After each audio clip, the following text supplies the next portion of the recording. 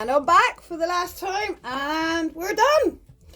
And it's only a quick fix. However, I do want to wear this wig out. So all I've done is, after using my 2B gel and a bit of Nairobi foam, just in case you didn't see it, what I've done is I've actually just slightly trimmed some of the hairline inside and sort of brought it down, and I've still got the ear space up here.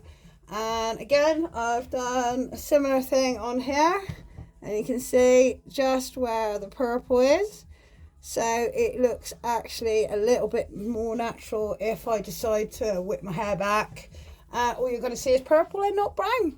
So that is my quick fix on how to revamp my old wig, and I'm quite happy with it. And as you can tell, I've got no insecurities about it falling off my head.